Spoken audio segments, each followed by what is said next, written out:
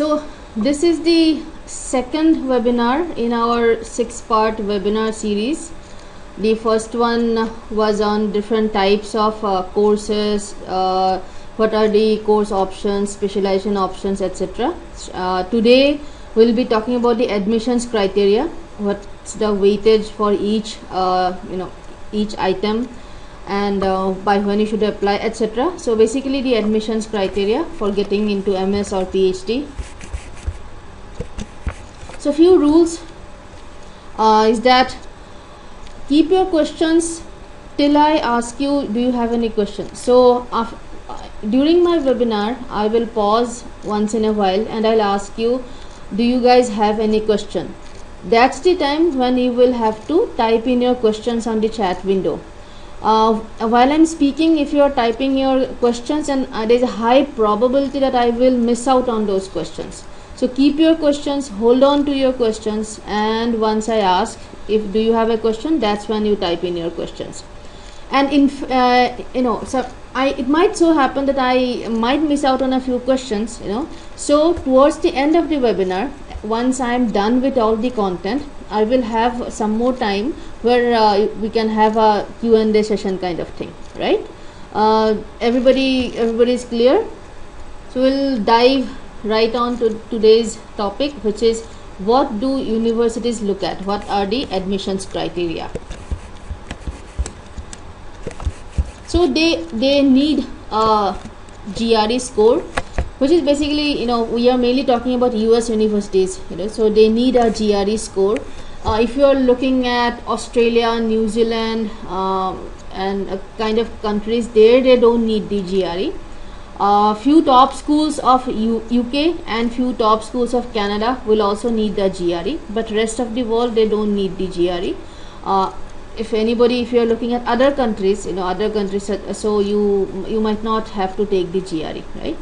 Then a language test. This is mandatory in every country. So if you want to go to, let's say, if you want to go to UK, then you'll have to take the IELTS. If you want to go to US, Canada, any other country, you will need to take the TOEFL. So both of these exams you will need to take. So this is mainly the TOEFL and the IELTS. These language tests are for people who are non-native English speakers. So we are non-native English speakers. Our mother tongues are not English. That's why it's a mandatory requirement. The second criteria is the academic record. That means your bachelor's degree marks, etc. Then work experience or internship to some extent. So there is an asterisk here, conditions apply kind of thing. I will talk about it. Extracurricular activities actually not that important for masters and PhD degrees, because these degrees are academic degrees. So you might be a gold medalist in some sports, or you might be a very good singer, very good dancer. So that is not going to compensate for a poor GRE score or a low academic record, right? So extracurricular activities is the least important criteria. Even if you do not have any extracurricular activities, it's perfectly fine. Then there are personal documents. They are also called SOPs and LORs. So they are also an important admissions criteria. Then research work, probably the most important criteria, especially when it comes to scholarships, right? So we'll talk about each of these now. As I go into the next slides, I'll be elaborating on each of these.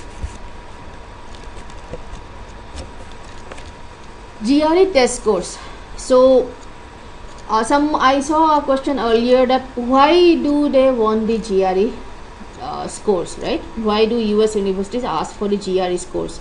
So the thing is that everything in this list, as the list earlier, academic record varies from college to college. It varies from university to university. It will definitely vary from country to country. So somebody who has a 75% in BTech, or BE in India, what are his grades equivalent to, for somebody who has done it in UK or Nigeria? So you cannot compare. So they are not comparable.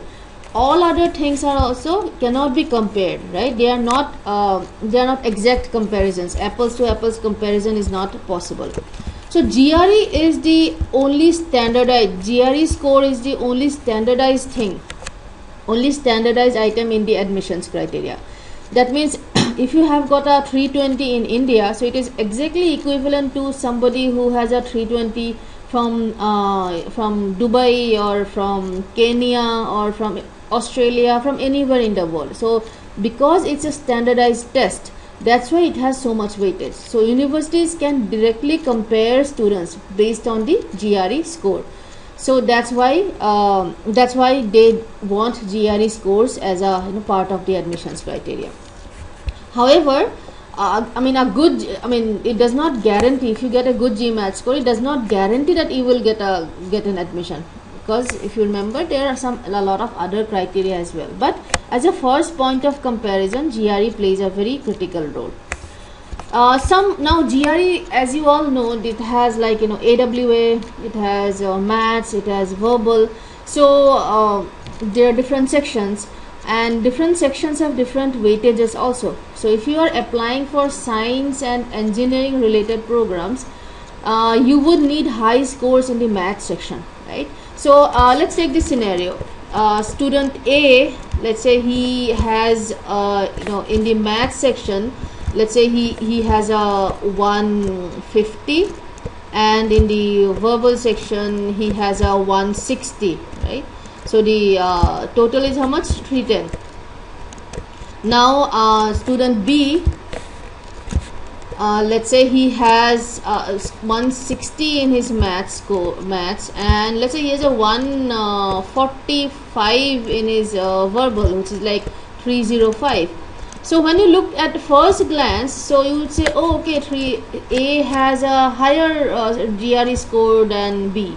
But if A and B, if both of them are applying for engineering related programs, or science related programs, then universities will consider B's GRE score to be a better score. Why? Because the math score is 160. This guy's math score doesn't even meet the minimum criteria of 158, 157, right? So so it's not the overall score that you have to be focused on. Depending on what programs you are applying for, you need to make sure that you get the right sectional scores as well. The AWO section is the section which has a cutoff. It is 4 for most of the colleges. In some colleges, of course, you can get admission with 3.5 also, right? But why take the risk? So pay attention to your AWA section. Most students, while preparing for GRE, for them AWA is the for them it's the like least important section. They don't prepare the essays at all. They don't practice at all. As a result, sometimes they don't get the 4. So even if you have like 320 or 325 and your AWA score is 2.5, so you will not get admission in a top 50 college. So do not leave your AWA preparation till the end of the program. Do not keep your AWA section till the just like 1 week before the exam. So those are very wrong decisions while preparing for GRE. GRE, as I said, is just one of the parameters that universities use. There are there's a whole list of parameters. Bottom line is that a good score may not get you in. However, a very bad score will surely keep you out. Why? Because it is the first level of comparison, right? Even if you have a great everything else and your GRE score is really poor, like 300 or maybe 280, 260, then a top 30-40 college, they will have so many other applicants who will also have lot of other good things plus a good GRE score, so they will definitely go for them, right? Any questions on this slide? Any questions related to this slide? If you have, please type in your chat window. Okay, Parag Gupta, your question is what about architecture? So for architecture, in addition to the admissions criteria that I showed you in the previous slide, you will also need to submit a portfolio. So the portfolio carries a lot of weightage. So, but you will still need to take the GRE. Does that answer your question, Parag? Akshay, your question is how do we practice AWA possible topics? Akshay, the whole list of the possible AWA topics are on the www.gre.org website, right? I'm just typing the website. So if you go there, the entire pool of issue and argument topics are there. So you can practice topics from there. Abhijit, your question is, how can I calculate AWA in Indian student? I am not able to understand. You do not have to calculate. It's a portion of the GRE exam. So the GRE people, they will calculate your AWA score, not anybody else. Amir, it depends whether 300 is a good score or not. It depends on what kind of colleges you are targeting. 300 will not work in a top 20 or top 30 college. So whether a score is good or bad, it totally depends on what college you want to get in, what college you are targeting. Ashmit, your question is, I am an agriculture graduate, BSc agriculture. What is the good GRE score? Again, what is the program, Ashmit, that you want to apply for, and what kind of colleges you want to get in, right? So it will depend on that. There is no generic answer to what is a good GRE score. Right? Umanga, your question is, what verbal score is good for computer science? There is no verbal score cutoff. For computer science is also an engineering related program, so there is no cutoff for verbal scores. Jochna Joshi, your question is, what about PhD? The scholarships in it, does good GRE score help in scholarships also? Jochna, yes, the admissions criteria for scholarships is even more stringent, so if in the same university, same program, somebody gets admission for the MS Masters, with a score of 300, for the PhD program you might need a 310. So the admissions criteria, all the criteria, not just the GRE score, it's far more stringent than the Masters. But for PhD admissions, the most important part is the research projects. What research projects you are doing. If you have good papers and publications, then that can offset a low GRE score or even slightly poor academics. Hanish, your question is, what basic strategy can be used to improve answers? Okay, Hanish, today's webinar is not specifically about GRE test preparation. That will be our third webinar, where we will talk specifically, we will talk strategies about for all the three types of all types of questions for GRE. So GRE verbal section, to be specific. So but that is little bit more detail, which we will be covering in the next webinar in this series. Pew, your question is, what about digital media and related subjects? Well, same, any kind of course, whether it is architecture or if you want to do an MFA degree, that is Masters in Fine Arts kind of degree. So there you have to submit a portfolio also in addition to the rest of the criteria. Okay. Parag, your question is, what about MIT, Harvard for architecture in GRE? Definitely, your portfolio has to be solid. Portfolio plays a really important role, and it has to be like absolutely solid. On top of that, the higher the GRE score you get, the better. I'm sure you know that the competition is going to be killer competition. So the higher the GRE score, the better. Plus a killer, an absolutely stunning portfolio. Because your question is, what works for CS for top 30? What score? Again, tough question, because I don't know what your academics are. It's a combination. Academics and GRE scores are combinations. They are looked at as one component. So I'll talk more about that. But CS happens to be one of the most common majors that Indian students apply for. So for CS, again, same university, let's say Michigan, Ann Arbor. For mechanical engineering, somebody can get admission with a 310 or 315, but for computer science, you might need a 320, 325, because computer science is far more competitive, especially among Indian students. Abhijit, your question is, can I write first GRE subject? Okay, if the college that you are applying to and if the program that you are applying to, if they require a GRE subject test, you can anyway need to write it. But the GRE subject test happens in November, so it happens only once a year, that too only in November. So and after that, if you plan to take GRE, you might end up missing quite a lot of deadlines. Hanish, your question is how to get scholarships for MS Mechanical. Okay, this I asked that. Now, do you guys have any question related to this slide only? So scholarships is not today's agenda. Today's agenda is purely admissions criteria. Just do bear with us, because the admissions counseling is a huge field. We have to break up the information in 4, 5, 6 webinars. So today's webinar we are talking only and only about admissions criteria. Okay. AWA is not answer. Okay, not able to understand your question, Hanish. Maruf, your question is what are the criteria for scholarships? Okay, for scholarships the most important criteria is the research part. So once I get done with the all the criteria, I'll talk about which one is more important for what. Okay. Mansi Sharma, your question is I want to apply for MS in Business Analytics. How can I improve my profile? Okay. Let us first get over all the admissions criteria, then we'll talk about that. Devarashi, your question is if we need to change our branch from EC to CS, what should be the score? First, we covered this a bit in the previous webinar.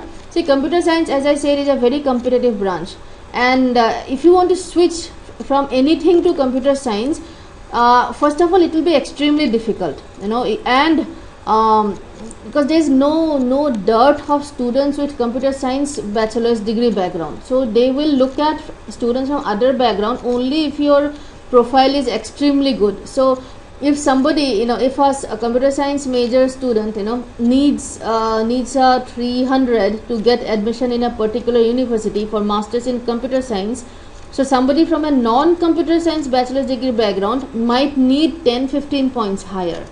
Right? Hanish, your question is I asked you to improving on AWA. Okay. So Hanish, are you a student of Jamboree? So we have for Jamboree students we have special content related webinars. So there we cover AWA in detail. So so Hanish, look out for our next webinars, the classroom webinars, which appears on your online platform, right? So so attend one of the AWA webinars, so that will help you out. Okay, Abhijit, your question is till now what is the lowest score in GRE that accepted? Abhijit, I have seen like scores with 298 also get admission for PhD, but again the rest of the profile has to be really strong, and if you are a published if you have a patent, that kind of really strong profile. So I have seen the lowest I have seen. I'm not saying that is the lowest like forever, like, so I have been in Jamboree for like 9 years now. So in these 9 years the lowest I have seen is a 298. Okay, Abhijit, okay, Mansi, your question is 3-year degree from DU acceptable? If you're talking about US, then there will be just barely 4 or 5 colleges that will accept the 3-year degree from DU. In the US for master's level they need 16 years of education. So Mansi, you can either do a 1-year postgraduate diploma in a related field, or you complete the 2-year master's degree before you become eligible to do a master's in the US. Rabina, your question is it necessary to have work? Okay, we'll come to that, Rabina. So this slide is only for GRE. Okay. S, your question is no, actually somebody had asked a question about subject test. So in GRE the regular GRE is there, and for some selected courses like English or creative writing or biology, physics kind of majors, they also need a subject test. So I was talking about that. So it's not related to the regular GRE. Okay, Prabha, will come to that. We'll talk about research and all. Bhijit, I'm not able, actually we covered some of this in the previous webinars. Classify admission in abroad, I'm not sure what you are looking for. Jingle bells, okay, so that's an interesting name. So US and Germany, they are both good for mechanical engineering. In fact, US has more colleges and more in terms of employability and all. US would be definitely a better choice. Okay, moving on. I think we have addressed enough questions on the GRE test score requirement. Now TOEFL test scores. So TOEFL and IELTS, both of these are language tests that as international students you have to take. It is not that much related to admissions. It's more of a visa requirement. TOEFL is compulsory for all international students whose native language is not English. For PhD, most universities have a cutoff of 100 in TOEFL. So anybody looking for PhD admissions, you have to get 100 in your TOEFL. Let's say you get 100 and somebody else got 115. So there is no difference as such, right? So I mean, as long as you cross the cutoff, is perfectly fine. Next is that if you are applying for MS, most schools require a score of 80 for admission. If you are looking for scholarships, then you have to target 100. TOEFL is out of 120, by the way. So out of 120, and I'm sure everybody would want some scholarships. So obviously then you should be targeting 100 out of 120. TOEFL if you take TOEFL after GRE, then you will not find the exam too difficult. In fact, that is our advice also. We recommend that students should take the TOEFL only after they take the GRE. TOEFL is very quite simple, but the structure of the exam is a little complicated. In short, so you have to take a few full-length mock tests to get familiar with the structure of the exam. Okay, so TOEFL, one problem though, the GRE exam you can take whenever you want to. It is offered 5 times a week. But TOEFL exam is not offered more than 2-3 times a month. So in a particular city, TOEFL exam happens only 2-3 times in a month. And during the peaks time of August, September, October and November, most of the dates get filled. So when you are planning your exams, planning your GRE and TOEFL, keep the deadlines in mind. You have to take both the GRE exam and the TOEFL exam before the deadline of the university. Okay, any questions related to TOEFL exam? Okay, so I see a question from Vikas that do the scores to be reported on spot 3-4 university after GRE?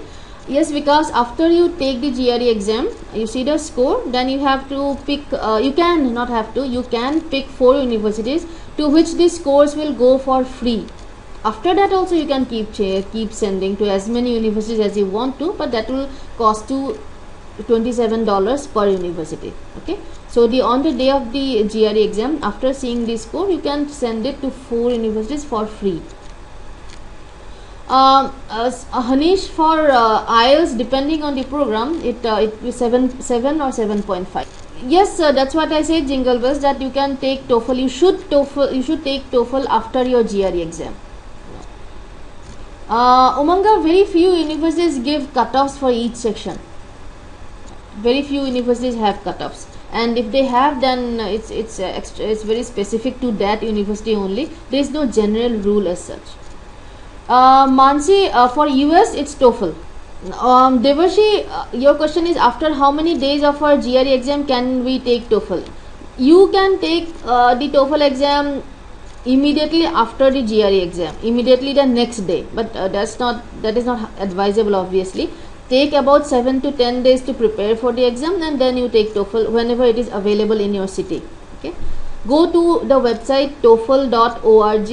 You will see the available exam dates in your city. Nidhar Bera, your question is how many weeks before the deadline should I take the test?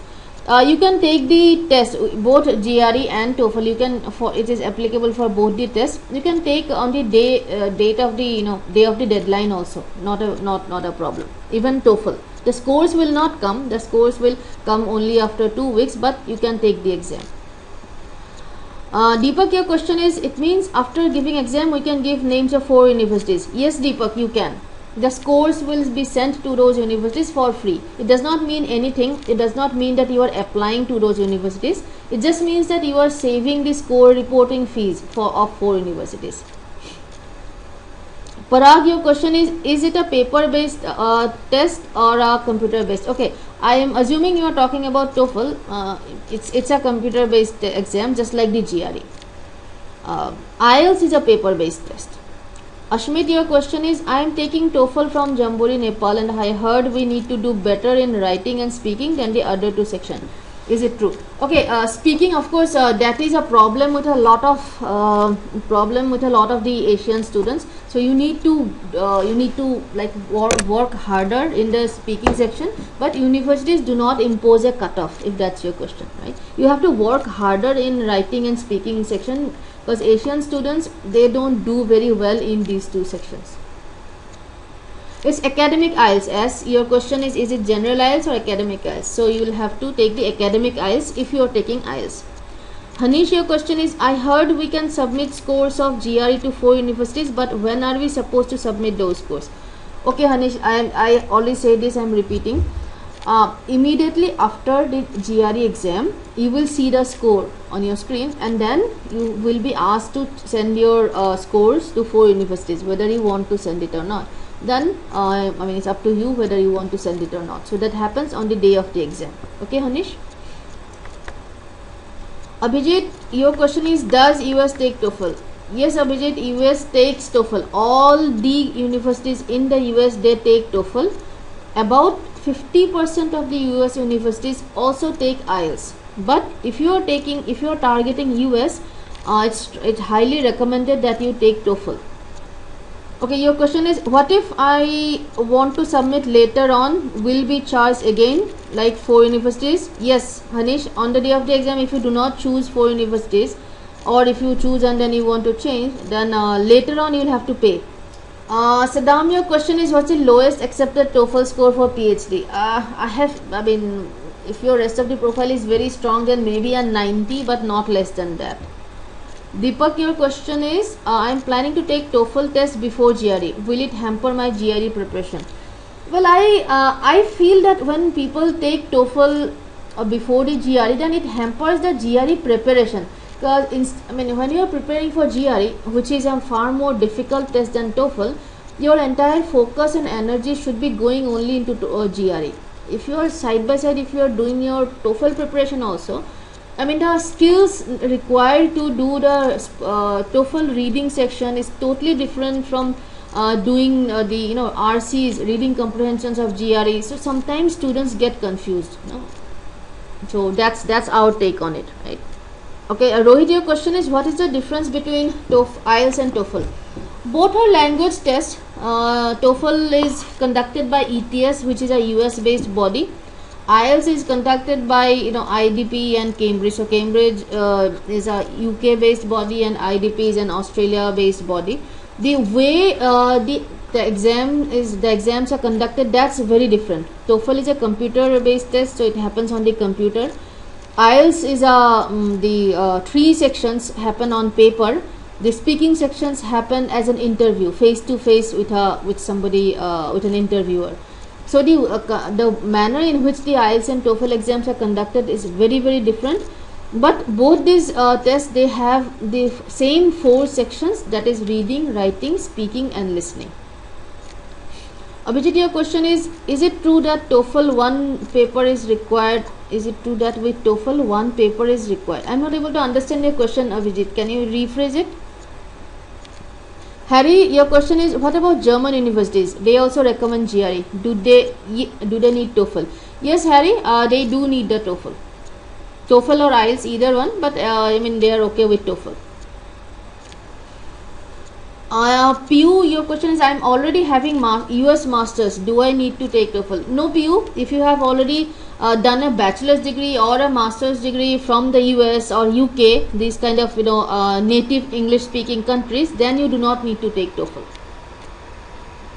Umanga, in Europe, for UK, you have to take IELTS. UK does not recognize TOEFL.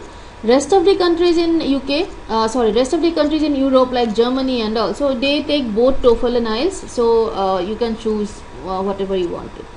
Okay, moving on. Deepak, your question is, can we get admission in US without taking TOEFL but GRE? No, both of them will be required, and in your visa interview also you will have to have this course. So you will have to take both. And TOEFL is easier than GRE. So if you are taking GRE, you might as well go ahead and take the TOEFL. Okay, done with the exams. Now your academic record. So academic record and GRE scores, both of these things are viewed by universities as one item. Both of these together, they give an indication to the university about whether whether you will be able to cope with their curriculum or not, or whether you are a good student or not. So GRE plus academic record, that is what they look at. What this means is that if you have a very good academic record, if you are one of the toppers of your college, etc., then you can probably get admission with a slightly lower GRE score. The other vice versa is also true. So if your academic record for some reason is not good, you can now make up for it by getting a high GRE score. The advantage of the GRE is that you can take it multiple times, right? Academic record, you cannot like go back and change it. So so keep in mind that both of these together, they are looked at together as one component. Academic record, first of all, they do not care about your class 10th and 12th. So universities in the US or anywhere, they don't care about your class 10th and 12th marks. They want only your bachelor's degree. So if you have done 7 out of the 8 semesters or 6 out of the 8 semesters while when you have sent your application, so whatever you have done till that time, so you have to send in your mark sheets and also that is taken into account. In case you have finished your bachelor's degree, then yes, the entire bachelor's degree marks. So they are looking only at your bachelor's degree. Now in the beginning of the webinar, I had told you that academic records vary from college to college, they vary from university to university, and they also vary from country to country. So it is very difficult for universities to compare two students based on the academic records.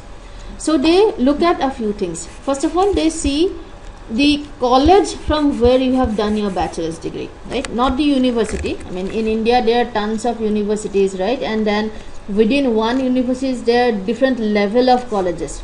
So for example, if you are from Delhi University, there are very good colleges, and then there are average colleges. So when you apply, the university is going to look at the college from where you have done your bachelor's degree. So there you are going to get points for that. The bachelor's degree course that you have completed, if you are applying for mechanical engineering masters, so is your bachelor's degree in mechanical engineering, and so the bachelor's degree course that you have completed, your performance with reference to the usual standards of your university. So what this means is that if you have, let's say, if you have a 65% from Pune University, so that is considered to be good, because in Pune University or Mumbai University, the toppers get about 70%, right? But if you get a 65% from Andhra University or UP Tech or IP University, that is not considered to be like really excellent, because the toppers get like sometimes 85-90%.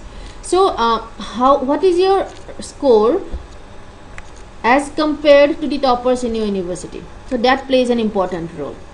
So these are the things that based on which the universities decide whether your academic record is good or bad. Okay. So another thing is that engineering students sometimes have what they call arrears or backlogs. So having arrears or backlogs is not a good thing. So if somebody has a 70%, let's say, and has no backlogs, and somebody has a 70% and had a few backlogs in the first, second semesters, so the person who does not have the backlog, so he is considered to have a better academic record. So, but as I said, no, your academic record is something you cannot go back and change. So it's important that you focus on your GRE. That is definitely now one parameter over which you have like 100% control. One frequent question that I get from students is that, oh, I have got 70%, so how do I convert to GPA? So don't worry about that. The US grading happens on a GPA score out of 4, but there is no simple formula. So 75% does not mean 3 out of 4. So there is no formula to convert your marks, whatever marks you have, to the US 4 GPA scale. Okay. So you do not have to convert. The university will not ask you to convert. So don't worry about that. Okay. Right. Any questions? Abhijit, your question is published paper by my name is required with TOEFL in US. Is it true? I am still not able to understand your question. So you have a paper publication. Well, that is a different criteria. Having paper publication now, that's a different thing. So you will still need the TOEFL.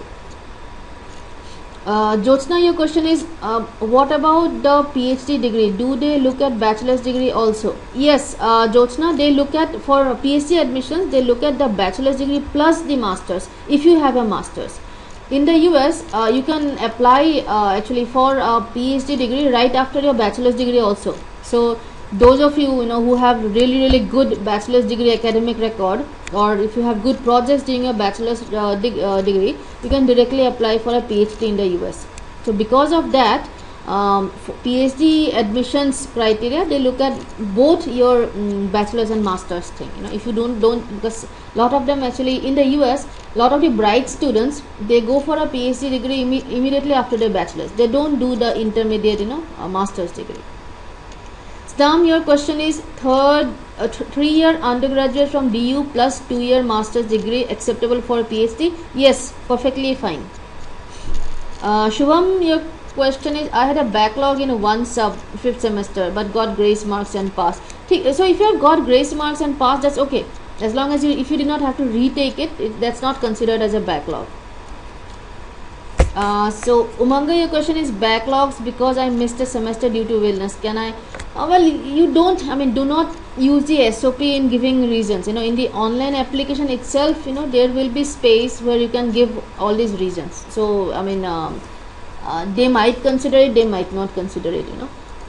Deepak, your question is I can't give my 7th exam on regular date due to my problem, and later I gave it on rescheduled date. Will it affect my chance of getting RA? No, rescheduled date is perfectly fine if you have not failed the subject, so that will not affect anything. Because your question is what formula to apply while converting percentage? Okay, while you are entering details for registering for the GRE exam, you can enter whatever you want to. That information has no value for university admissions. That information is used by GRE to do some analysis, etc. That's all. It is not sent to the universities. Rabina, your question is do they see semester wise or overall? They see the aggregate overall. Samarjit, your question is what about those who done their BTech from autonomous university related to your first point? Okay, if there are some good autonomous universities also. A lot of the IITs are autonomous, so it has there's no problem. Akshay, your question is what if it is cleared before applying? It's still even if you have cleared it's still but that's, as I said, that is not something you can change, right? So focus on your GRE. You can always compensate for it by getting a higher GRE score. Vikas, your question is the GPA entered while GRE also sent? Okay, Vikas, I already addressed that the GPA that you are entering while registering for GRE, it is not sent to the universities. It is only for the internal data analysis of ETS. That's it. It does not play any role in your admissions process. Nish, your question is, ma'am, in my university, Kurukshetra, we usually get low scores in BTech. Compared to Delhi. What if we clear backlogs before final degree and score is down? Okay. Yes, the universities that you apply to, they will have the grading scales of different universities in India, so they will know that your the Kurukshetra University, the grading is a little stringent or not very lenient, and if you have backlogs, so even if you do clear them, that will little bit of the negative will be there. It does not go away, but do not focus too much on that. You can make up for a slightly lower academic record with a high GRE score. Focus on your GRE, have good projects and all. GRE and academic record, the academic record is again just one of the admissions criteria. Okay. Okay, Akshay, your question is how high if one has to go for engineering courses? I'm not able to understand how high what.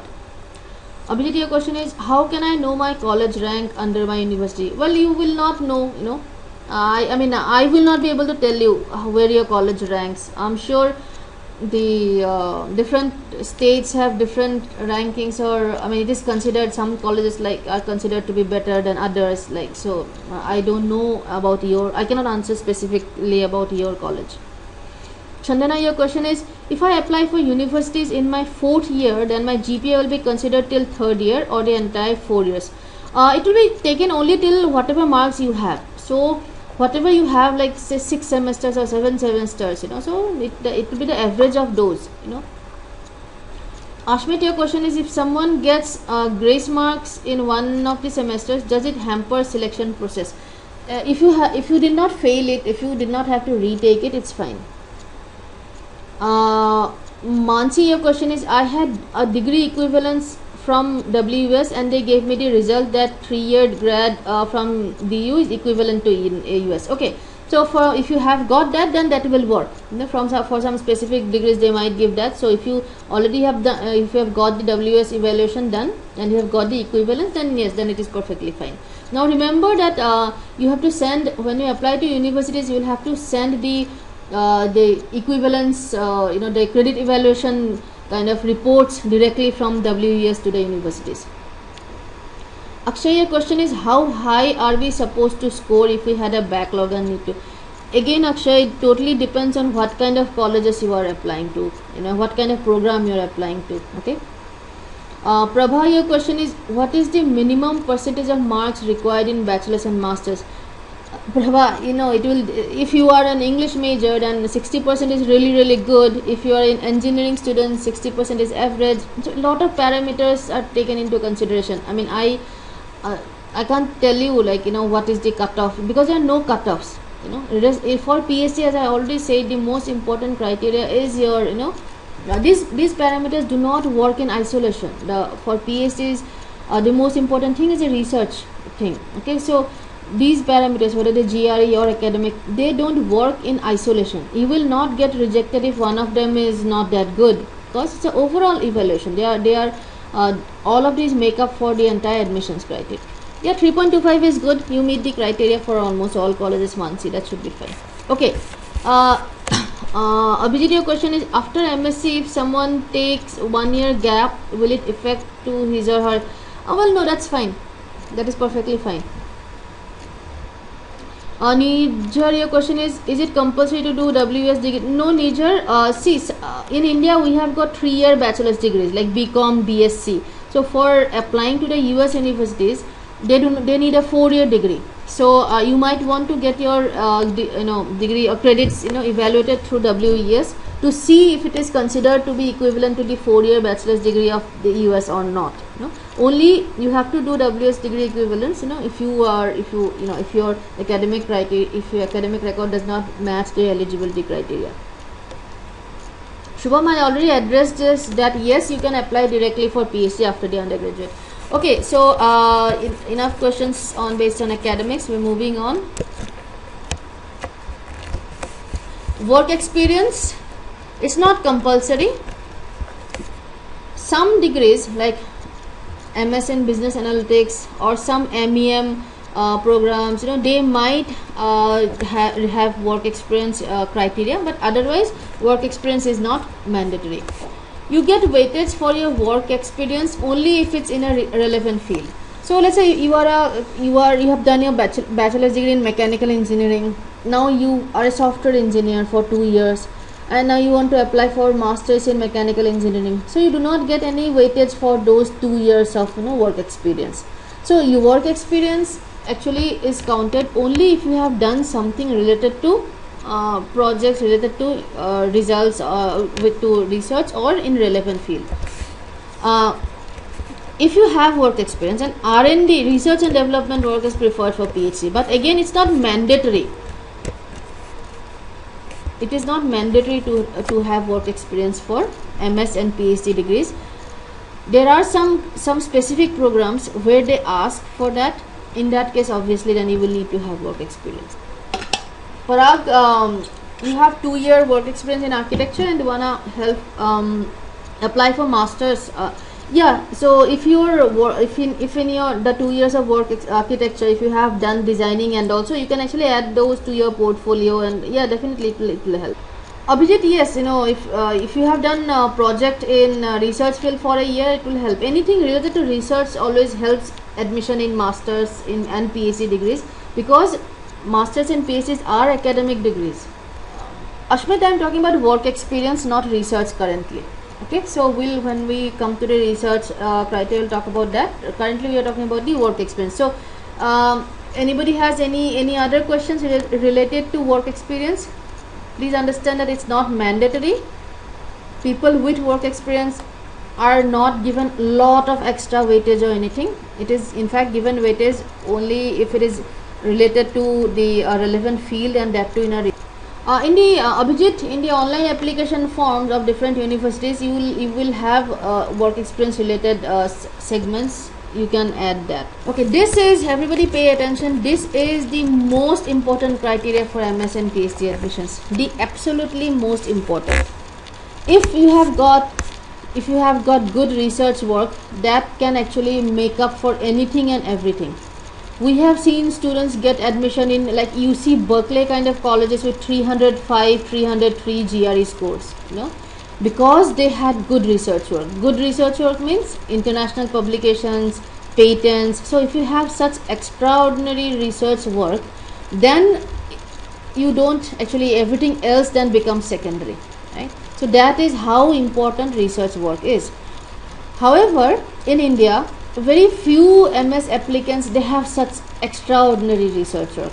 99.9% of the students have average research work, so that is fine. The 0.1% students who have extraordinary research work in terms of international publications and patents, they will definitely get advantage. That's perfectly fine. So people with good research work are given preference for scholarships. So for scholarships, instead of looking at the GRE score in academics, they look more at the research work. Now, what is research work? Projects. In engineering especially, everybody does a project in the final year. Nowadays, a lot of universities, they require students to do projects even in the third year, second year. So having projects helps. Paper presentations or publications. Publications in India is difficult to have. But if you have participated in paper presentation competitions in your college, this any kind of paper presentations, it will help. Industrial training, now this can also be presented as research work. Some colleges I know, they have a mandatory 2-week or 3-week industrial training requirements. So if you have that, then that can also be presented as research work. Then participation in seminars, conferences, paper presentation competitions, etc. even at the college or department level will work. Now, participation does not mean attending. Somebody else is presenting and you are sitting and listening. That does not mean participation. Participation means you presenting. So if you have presented anything, even at the department level, that also adds value. So these overall together, they are considered as research work, right? Okay. Hanish, can we fill out training? Okay, I already addressed that question. Yes, you can. Shubham, your question is, if I want to switch my branch from EC to CS and have trainings and workshops in that field, okay, more than trainings and workshops, if you can have white papers, that will help more. Saddam, your question is, PhDs get stipend anywhere, does research work affect? Well, stipend is a different thing too. You have to first get admission.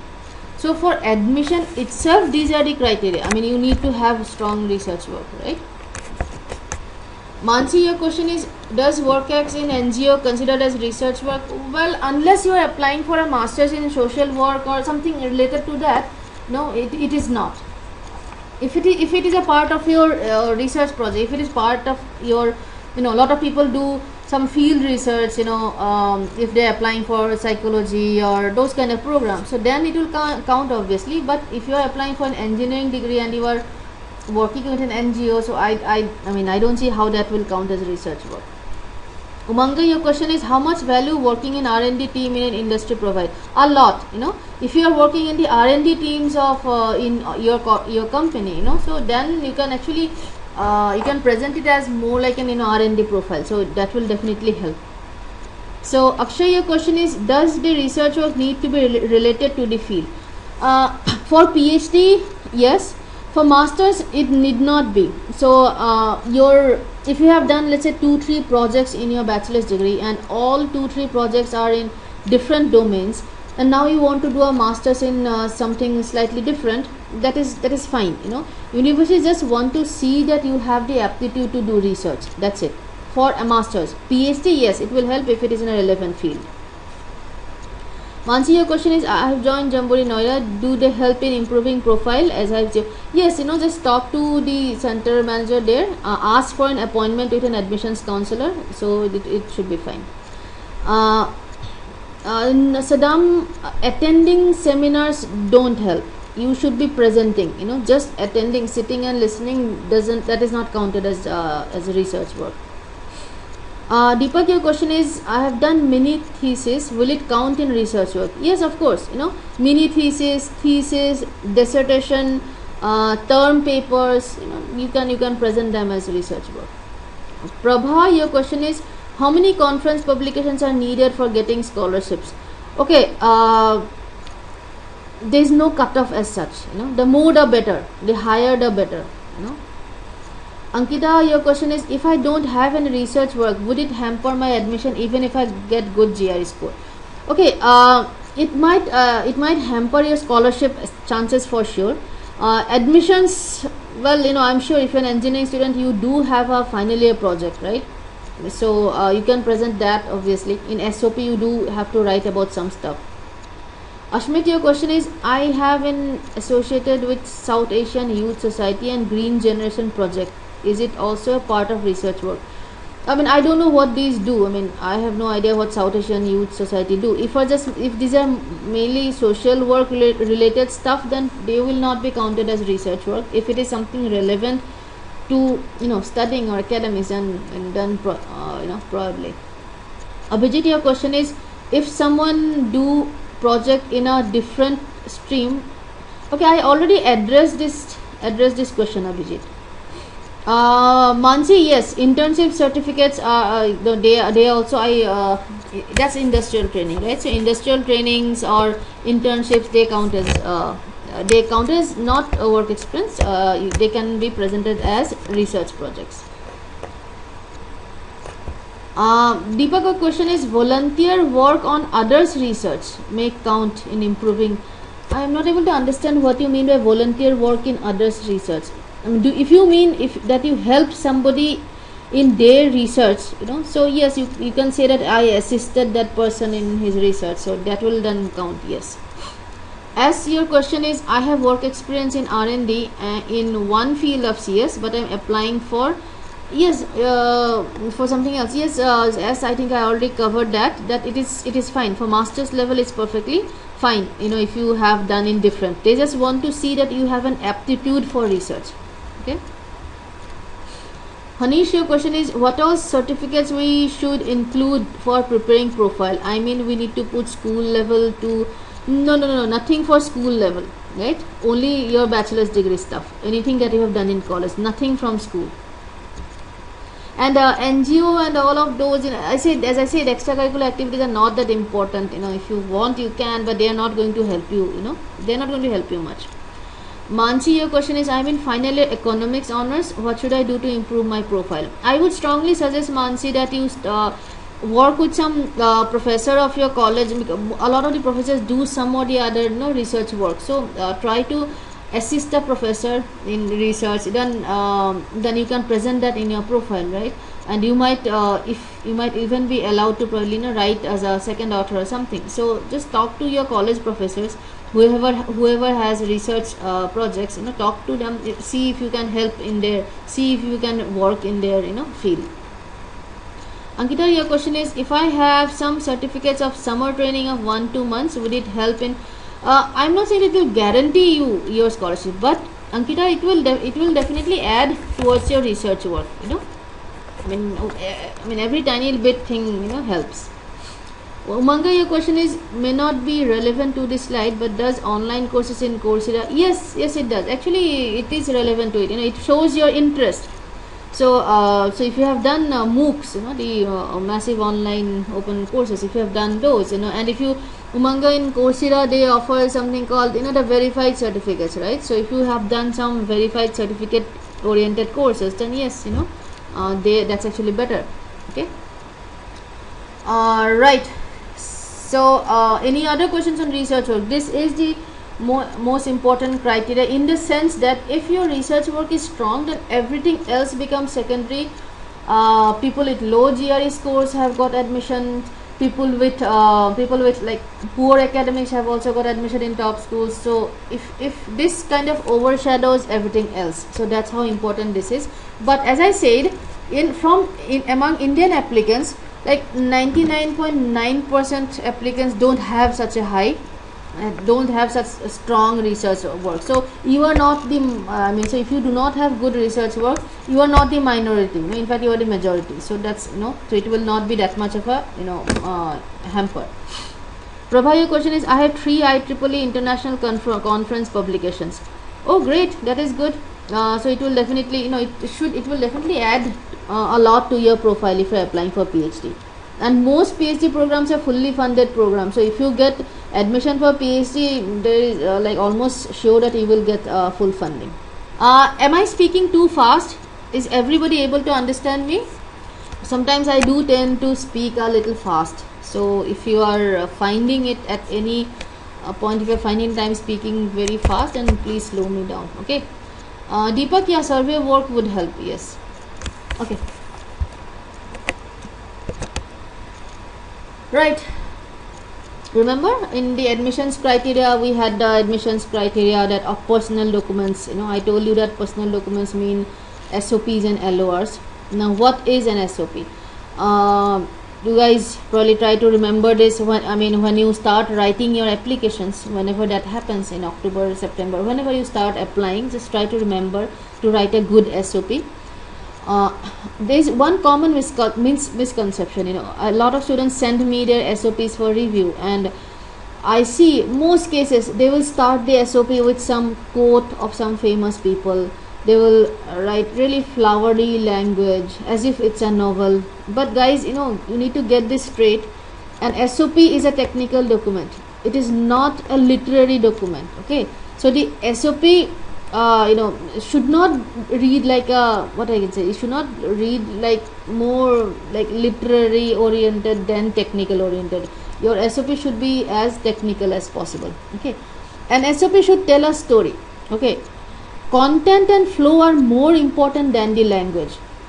So you are not going to get tested on your vocabulary on the SOP. So you do not have to use your vocabulary, GRE, the word list that you have learned. You don't have to try those out, on the SOP. Your SOP should be simple, straight. It should have a story. It should be interesting, right? Plus it should be technical.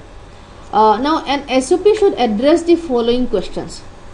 First of all, what do you want to pursue? It seems like a very stupid question, but most of the time students write very vaguely that I want to do a graduate program, or I want to go for higher studies.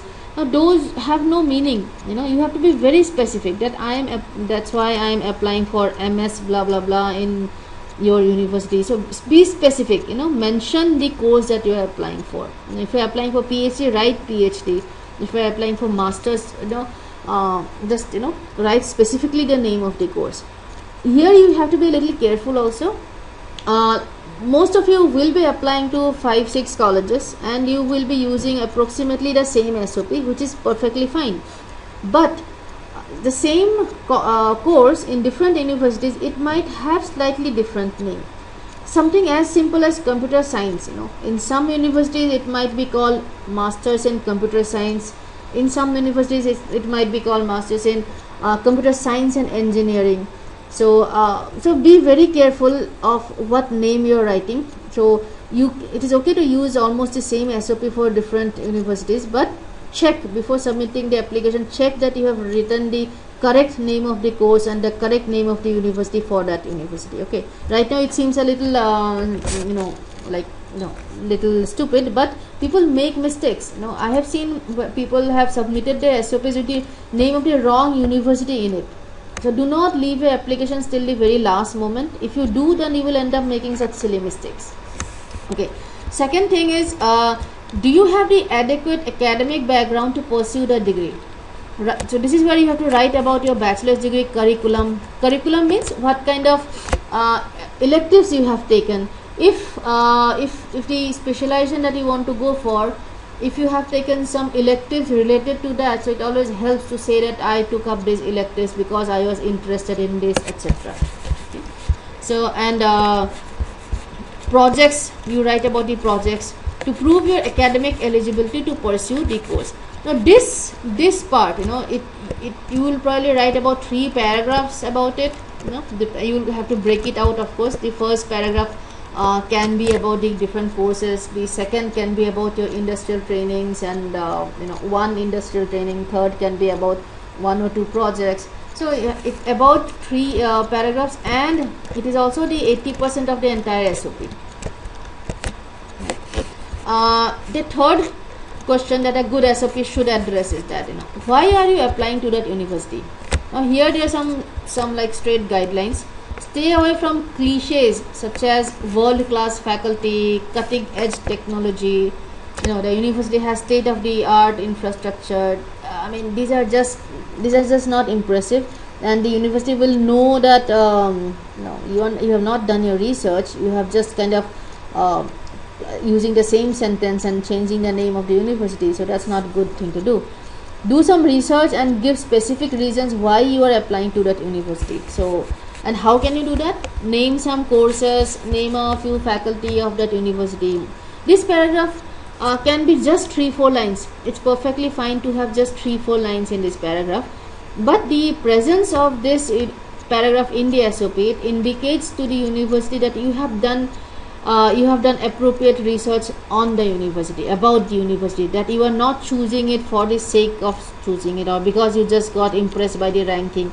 The presence of this paragraph in the SOP will indicate that you are choosing it for technical reasons, because you want to study there, because you want to do research there. Okay. Last part is what a lot of people miss out on. Last part, a lot of people miss out on this part, that why should the university admit you? And this is where you talk about your goals, your career goals. Why are you applying? Why do you want to do a master's? Why do you want to do the PhD? What are your strengths? What is unique about you? What do you have that your peer group does not have? How is the university going to distinguish you or differentiate you from the other applicants? This can, if you have very, very, very good extracurricular activities, you can write about that here. If you have really strong voluntary work experience, you write about that here. So this paragraph is all about you, how you are different from the other applicants who all of them probably have this, and good GRE and good academic records, right? So you as a person, how are you different from the rest of the applicants? That's what you need to. Again, this paragraph can be just about 3-4 lines, but it's extremely important for this paragraph to be there in the SOP, right? So that your SOP then becomes a a good SOP. An SOP is extremely important. If the clarity of thought, if the strength of your candidature is not coming through, is not getting presented properly, then you might get a rejection also. Okay. All right. Any questions on the SOP? I mean, it's a little too early to talk about the SOP, because I don't think you are writing the SOPs right now. We have in our series, as you know, this is a 6-part series. So in one of the webinars towards like October or something, we have a specific webinar on how to write good SOPs, or how to write an LOR. So we have these specific workshop like webinars also. Okay. So Sudham, your question is what should be the optimum length of SOP? So I don't want to go into details about how to write the SOP today, because it's a little early. Even if I say today, I am sure a lot of you will forget. So we do have a workshop style SOP and LOR writing webinar scheduled in this series itself, sometimes towards October. Okay. Moving on. Letters of recommendation. 3 letters of recommendation required. First, okay, tell me one thing, that you guys, are you going to take a letter of recommendation from someone who is going to write bad things about you? Okay, so what does that mean? It means that everybody's letters of recommendations are going to say good things about them. Okay, so somebody who has a 260 in GRE, they will also have excellent letters of recommendations. Their letters of recommendations will also talk the very best things about them. So by default, the letter of recommendation is supposed to recommend you. Okay, so it will say good things about you. So how do you make your letters of recommendation have extra weightage? So to be able to do that, you need to choose your recommenders wisely, right? So till now we know that for universities, research makes a really big big impact. So take letters of recommendations from your project guides. So if you have done multiple projects, like 2 projects or something, so take letters of recommendation from both the project guides. In the letters of recommendation, let them write about how good a researcher you are, how good you are at analyzing data and deriving conclusions, etc. Okay, so let them so get good letters of recommendations from your project guides. Okay, then the other, you need to take unit 3. So the other letters of recommendations can be from the teacher who has taught you the subject that you want to specialize in. Let's say you are in computer science, and now in your masters you want to specialize in algorithms, or maybe in I don't know, in software programming. So take one from the teacher who taught you that subject, but make sure that you have scored well in that subject, right? You can also take an LOR from any teacher whose subjects you have scored highly. But obviously, you will not no need to take it from teachers who have taught you English or social studies or economics, or like that kind of courses, in your engineering program. So do not take from the courses that are not related to engineering or to your core program. Okay, HODs. Okay, now this is a tricky area. Take letters of recommendation from the head of the department only if he has taught you. Okay.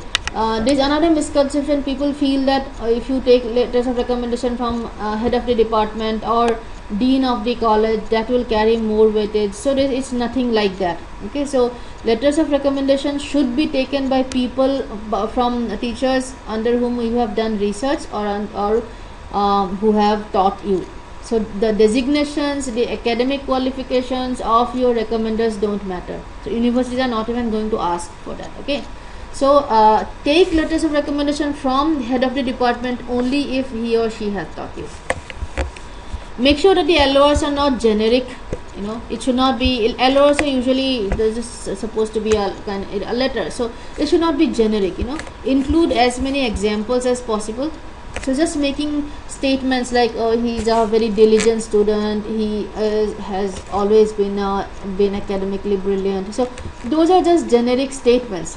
Instead of saying those things, you can always say that of the 500 students that I have taught till now, I would rate him in the top 5%. So those kind of data oriented or examples oriented as LORs are better, right? Those they come across as more genuine and authentic. The language of each of your LORs has to be different. Okay, so you will need to write 3 LORs. You will need 3 LORs. So the 3 LORs should not sound similar. If they sound similar, then university might think that you have written them yourself. Okay, so so make sure that the language of each of the LORs needs to be different. Okay, right. Any questions regarding letters of recommendation? As your question is, how about LORs from fellow workmates? Okay, so if you have work experience, then I think the manager would be better, and still you would anyway need academic LORs from your college. So even if people who have like work experience, so you need to have you still need to take letters of recommendation from your college. Hanish, your question is, can LOR be from people other than college, like our training in charges, or maybe from good industry heads? Yeah, Hanish, as I said, it can be if you have done projects. By a project guide, I don't just mean professors who have guided you. If you have done projects in industries or some other colleges, so you can take from them as well. Saddam, your question is, can we send same 3 LORs to different universities? Well, most of the times you can, but sometimes universities, they have their own format. So you'll have to first check with what university you are applying to, check their criteria, and check what kind of LORs they need. So if they are okay with generic LORs, then you can send. I mean, all the information will be available on the university websites. Okay? Shubham, your question is, should I avoid taking LOR with HOD if he had taught me for 2 semesters but my score in one of the subject is low? Well, if you have some better recommenders, then probably you should not. So you have to first make a list of 5-6 people who can give you good letters of recommendation, then kind of choose 3 of them, 3 best of them. Make a list first. Ankita, your question is, can we take all 3 LORs from same institute, such as from the university from where I am pursuing my bachelor's degree? Yes, people those of you who are in your bachelor's degree, obviously you will take all the 3 from your college. That is the first, actually, that is what will happen first. Some of you may have done projects outside, some of you may have work experience, then one you can take from outside the college. Piyu, your question is it mandatory to have all the LOR from colleges or corporate records if I have R&D experience for PhD? So that Piyu, I think I already addressed that if you have work experience, then you can definitely have one from your corporate. Sarvagyan, not workmates, a supervisor or research head kind of LORs. As your question is, do universities contact back? Well, see, the LOR, the recommender checking process is a little random. So just like income tax checking, that randomly they would check from the pile the recommenders of 3 students. So if it can be you, it cannot be you, and it's up. So it's kind of, it depends. Okay. So it's kind of random. Not every recommender is called. So from a pile of 100, they will probably they will call up the recommenders of 3 applications. Shubham, your question is, and can I take LOR company where I had done industrial training for 2 months? Shubham, I already addressed that yes, you can. So one of the recommendation letters can be from outside your college. Deepak, your question is, can we make LOR from 3 different fields? Not able to understand what you mean by 3 different fields. Mansi, your question is, do the college HODs or teacher easily give LORs, or they are more into pursuing masters from India only?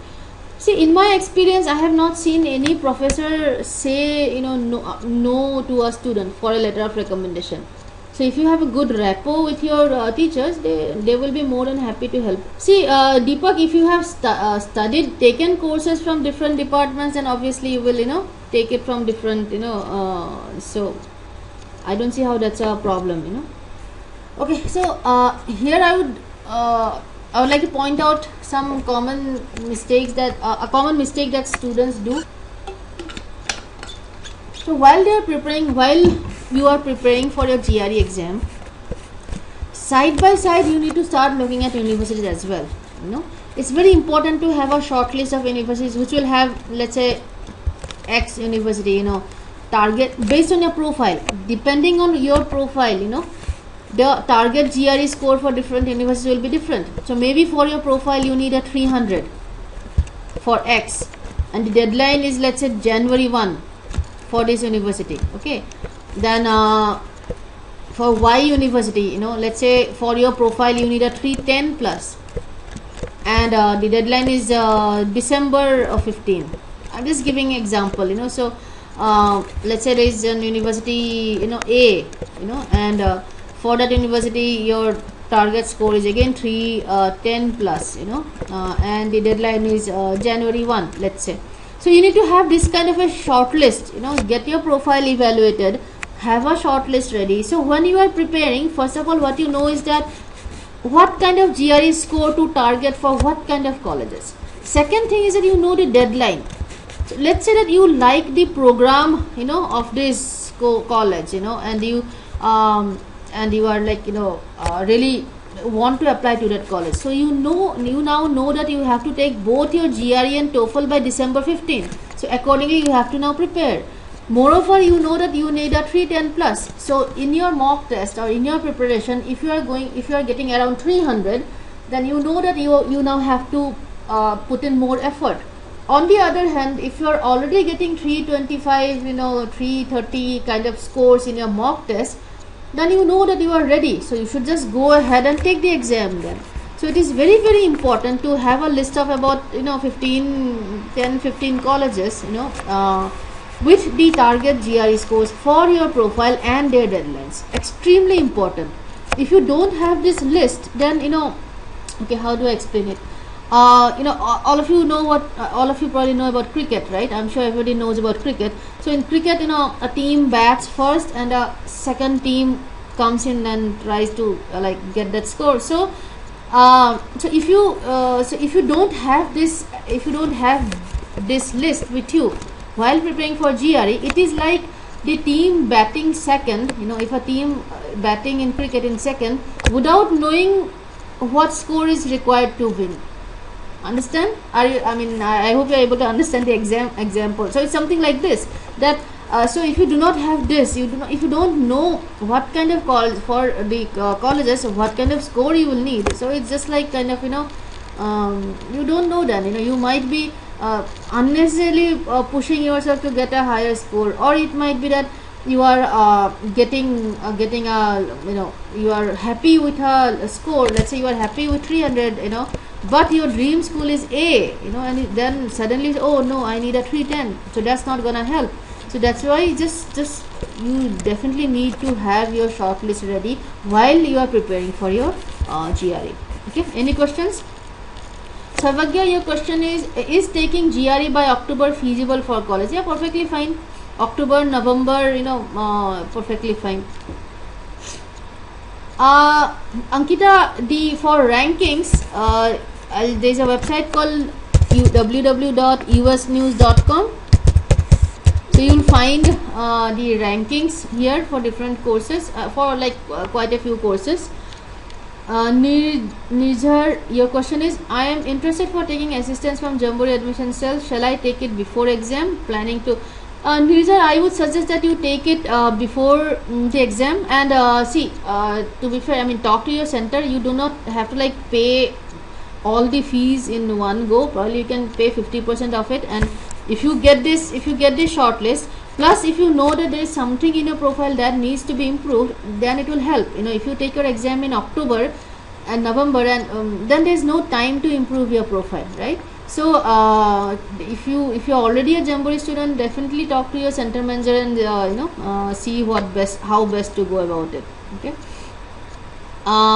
Abhijit, your question is, maximum how many university can you apply? Well, you can apply to as many universities as you want to, but a lot of students don't apply to more than 7-8 colleges. It is also expensive. Each application form costs about $100 to $200, so it is expensive also. So choose your universities wisely. Apply to about 6-7. You should be fine. And keep in mind about the deadlines. The university deadlines, the university online applications will start coming online now. For MS and PhD admissions, admission decisions and scholarship decisions are made on a first come first served basis. So to get the maximum advantage, apply as early as possible. The sooner you apply, the higher are your chances of getting admission and scholarship. Okay. Let me see. I think I have a link up here. So check this out. Check this link out. It is our link on our website. It has the deadlines of some MS programs, some common MS programs like computer science, mechanical engineering, etc. So check out the deadlines, and you can you should bookmark the page because we update it live as and when the deadlines as soon as the universities are coming out with the applications and the deadlines, we update it. So you can probably bookmark this page, so you will have the rankings and the deadlines of all the top 100 universities ready on your fingertips. So that will help you plan your exam. Okay, Sarvagya, what is FCFS? Not able to understand. Deepak, your question is for fall season, what will be the optimum date for GRE test? You can take the GRE test as soon as you are ready, or even on the day of the deadline. So there is no, it's not like that you have to take the exam by this date. There is no hard and fast rule like that. Okay. Oh, okay, sir. Okay, got it. Thanks. Right. So if you want, some of you, are Jamboree students. Some of I mean, okay. By the way, how many of you are not Jamboree students? And next session, so just we'll be talking specifically about GRE exam, different kind of techniques, strategies. Some of them, not all of them. We'll be talking specifically about GRE exam. So you will be getting the just go on the same link. Just I'll see you then.